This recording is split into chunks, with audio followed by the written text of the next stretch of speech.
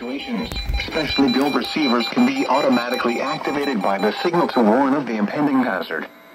Tests of the signal and receiver's performance are normally conducted by the National Weather Service between 11 a.m. and noon Eastern Time each Wednesday. If there is a threat of severe weather, the test will be postponed to the next available good weather day. Reception of this broadcast, and especially the warning alarm tone, will vary at any given location. This variability, normally more noticeable at greater distances from the transmitter, can occur even though you are using a good quality receiver in good working order.